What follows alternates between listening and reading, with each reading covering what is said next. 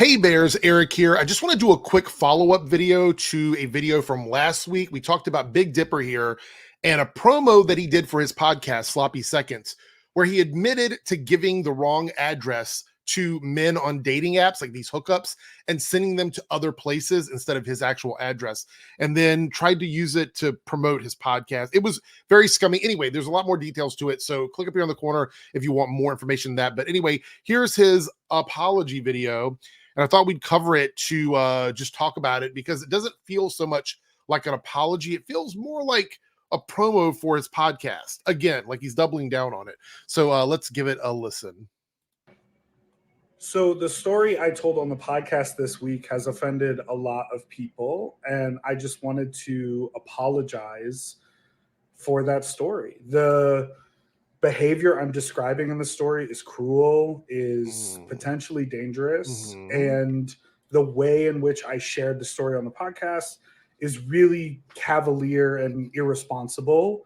And I didn't really understand that or see the severity of that until people's reaction to the clip. And that's a problem.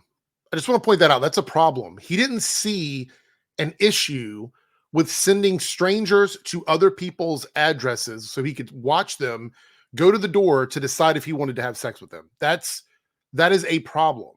The fact that it took other people telling you that, it's kind of a red flag. I'm just saying. Is going around. So I want to apologize. That is not something I'm proud of and not something that I will continue to do. And it is definitely a learning opportunity for me here. Okay. And I know that I definitely let some people down with that clip, and I don't take that lightly. So it's a learning opportunity. I mean, here's the deal. When it comes to stuff like this, when it comes to this kind of accountability, it's very hard to find out if the person follows through with that. I'm not saying that he won't. He might change tomorrow and decide, I'm not going to do this shit anymore. I'm no longer going to play these games with people on the internet and send them to fake addresses. He could do that tomorrow. Absolutely, 100%. However, we won't know that. The only way we'll figure this out is if someone tries to hook up with them on social media through a dating app, and then he does it again, and then they air it out on social media. That's the only way we really know. Otherwise, we don't know. There was a rumor that some woman on TikTok was getting people coming to her door looking for a man. I don't know if they said Big Dipper's name, but a lot of people said it happened around the time that shortly before he told the story, which I guess was pre-recorded on his podcast. Anyway, I don't know. I'm not saying that the two things are correlated, but I thought it was really funny. Okay, let's listen to this last bit. I'm sorry for that. We are going to continue this conversation on the podcast. We're going to unpack what has happened over the week. We're going to talk about my story and get into why it's fucked up. Oh. So if you want to hear a longer, more nuanced conversation about that, please. I love that word nuance because I love nuance. I think nuance is super important.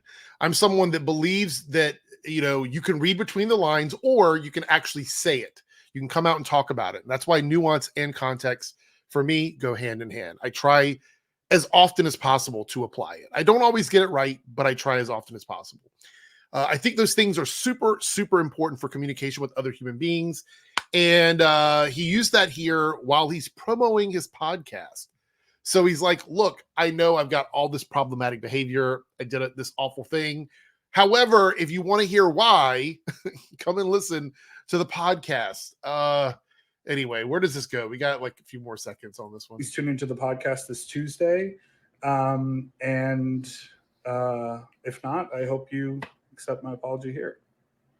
Okay, so I want to say this. I don't know a lot about how the podcast works. Like, I'm not someone that really listens to it, and I'm certainly not going to go over and listen to it now.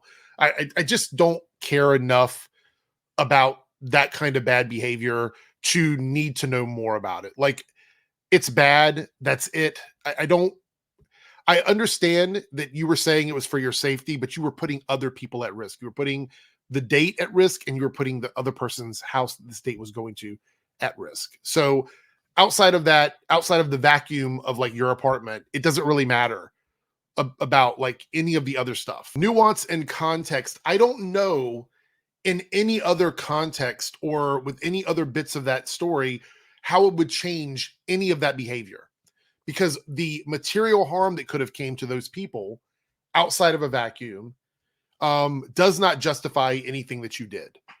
So you have given us enough nuance. You've given us enough context. I don't need to tune into your podcast for anything more. You're telling me you're aware of it. You're like, I'm going to change behavior.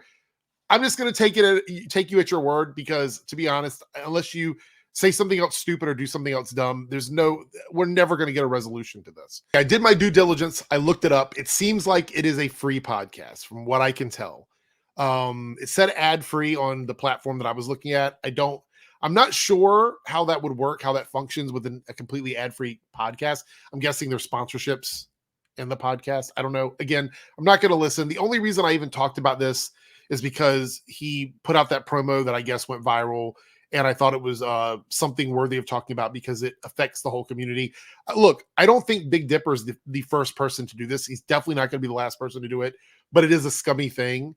And, again, the material harm, the damages that come to people from doing this kind of behavior, the context and the nuance is you thought that you were worried about your safety, so you did not care about the safety of the other people, and so you sent them somewhere else until you decide if they were hot or not, and then you would like go out and tell them to come into your apartment. It's like, oh, accident, gave you the wrong address. There's nothing else that can be added to that to mitigate that at all.